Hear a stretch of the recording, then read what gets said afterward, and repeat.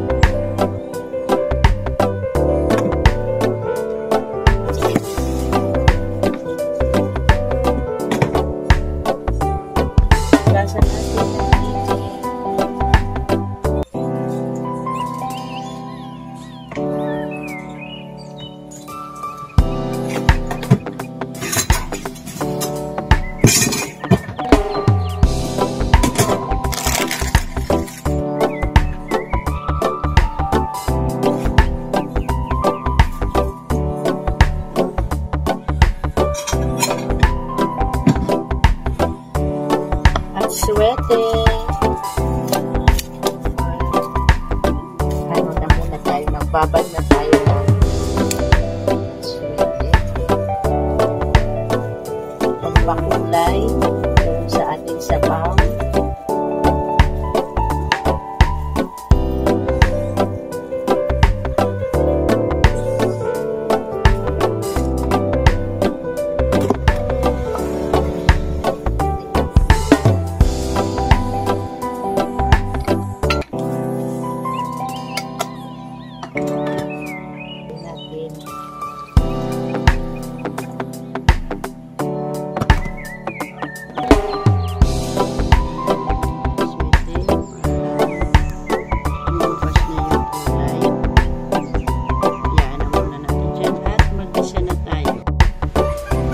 Yan, maglagay na tayo ng mantika.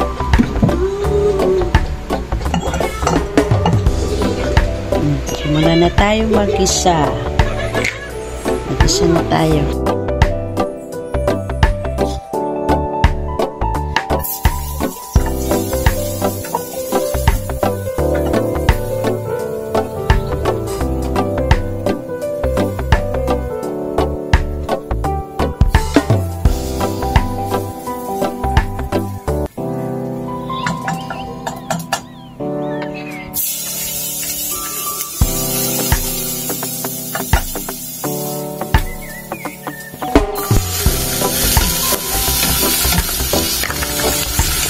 Masarap natin ang kunting mantika kasi kunti lang yung mantika nila kasi.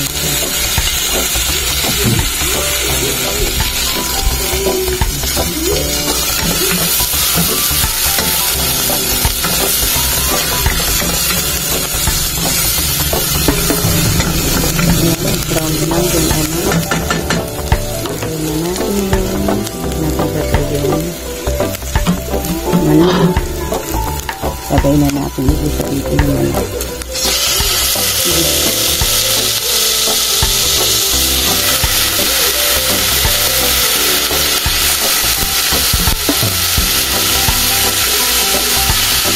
Bali kalahating ano po yan, kalahating manok.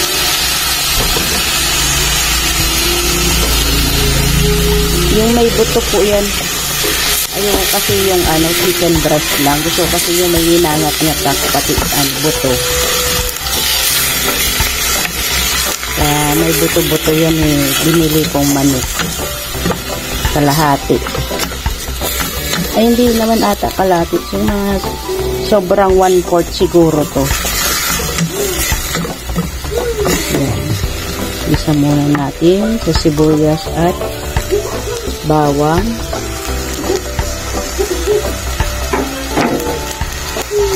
Hintayin natin mag-brown din yung manok. Lumabas lang yung mga dugo-dugo. Natin ilagay yung takpan muna natin para madaling maluto. Ayan mga kananay, lumabas na naman sa mantika niya.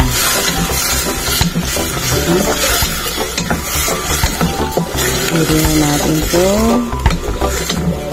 lagyan ng gulay.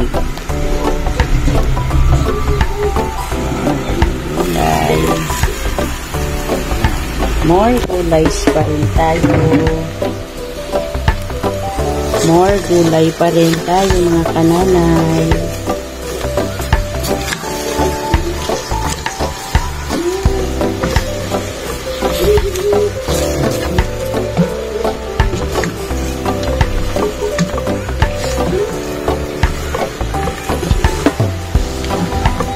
Tapos lagyan na natin yan ng mga pampalasa. Lagyan na natin yung Maggi cubes, baka naman. Paminta. Aw! Patis. Natin yan. Tapos paghaluin ulit. Haluin na natin para mahigop na lahat yung mga nilagay natin pampalasa dyan sa manok saka sa gulay.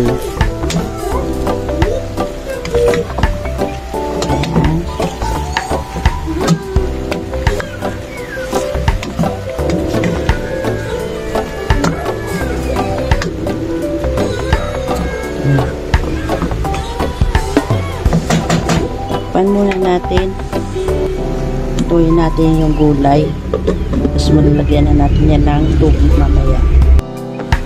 Yan, pwede na po natin yan lagyan ng tubig. Madali lang naman maluto yung gulay. Lagay na natin yung tubig. Haluin natin. Tapos lagay na rin natin yung aswete. Lagay na natin ang aswete. Wait lang po.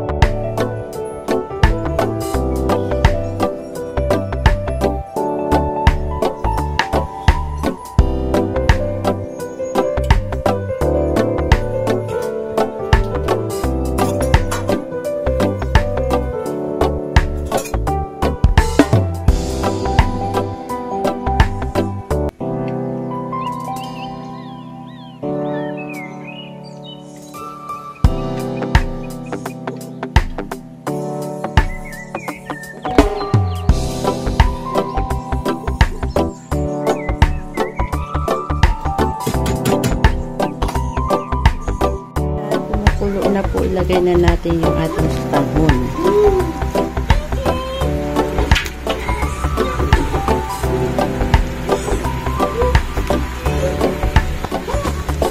Okay. Lagay ko na ang sutanghon.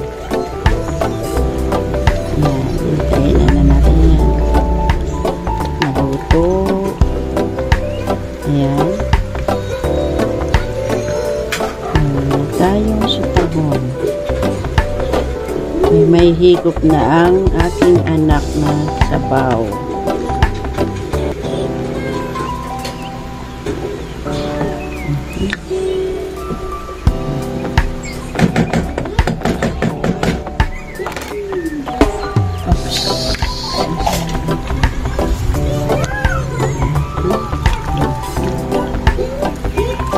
Paghiwa-hiwalayin natin yung sutahon.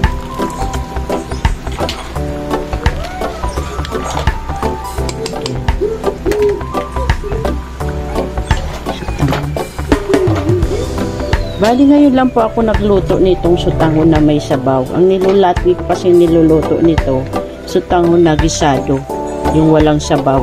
So ngayon naisipan ko ng sutahon na may sabaw para may mahigop yung aking anak na sabaw. Okay. Dagdagan natin ng konting asin. Asin. Dahil hindi ko naman siya nilagyan ng asin kanina.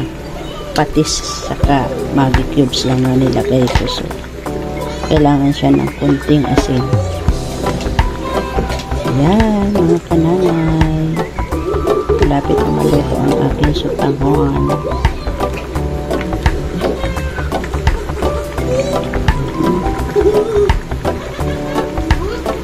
Sarap ng sabaw.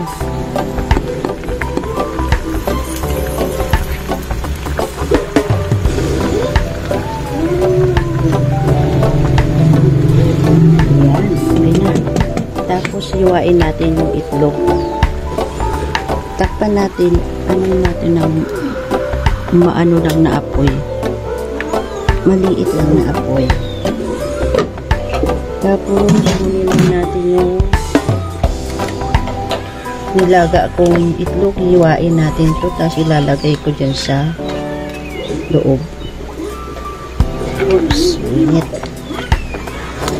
Yun, naduga na lang.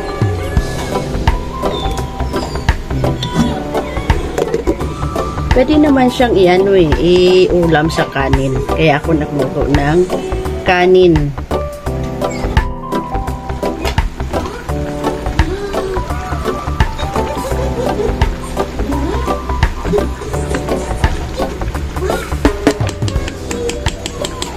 Yan, ilalagay ko na po ang dahil malapit naman na maluto yung sutanghon, lagay ko na yung itlog. Wow. Wow, wow. Ayan.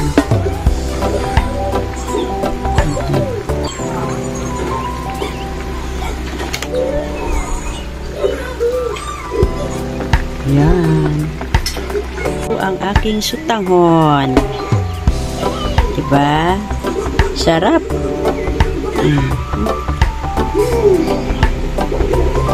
Luto na.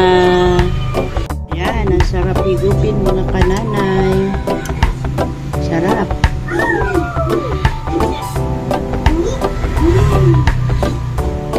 Wow. Okay na. Kain ang aking anak. Yan. Baby. Ang pawis. Ang pawis ng bata.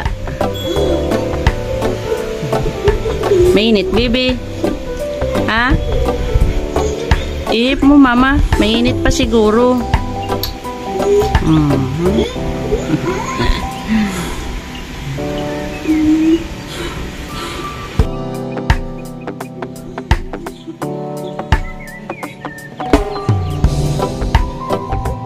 Wow, sarap.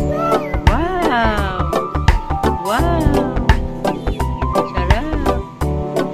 Kain ng anak ko. Ay, very good man yan, mama. Sarap ng kain ng bebe ko. Basta may sabaw. Solve ang bata. Basta may sabaw. Solve ang batang kumain. Ako mamaya na, sobrang init.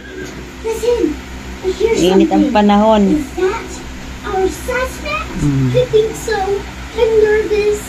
Akong magluto.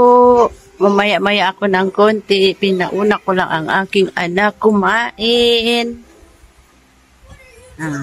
Tapos nagbigay din ako sa kabila, doon sa kapatid ko. Mamaya nakakain. Nuna ko muna yung aking bulilit. Ayan. Gusto niya talaga pag may sabaw eh. Pag walang sabaw, hindi siya kumakain.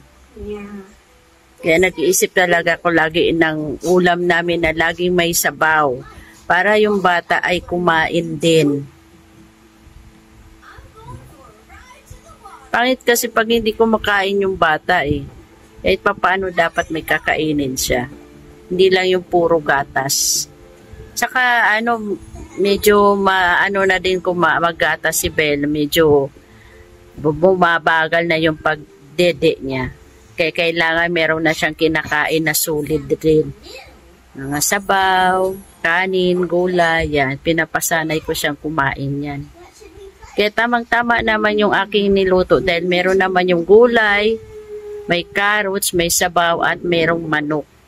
Sinabaw ko doon sa kanin, di ba? Tingnan niyo siya. I know what we should play. Let's play restaurant. Good idea, Tommy. Gusto mo pa sabaw, bibi? Mama?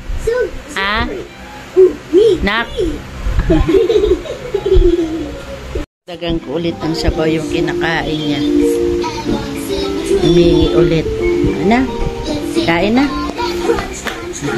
Nanay, bye-bye. Maraming salamat ulit. Sana manood kayo lagi ng aking vlog. Please subscribe to my YouTube channel. Thank you for watching. Bye. Magandang tanghali.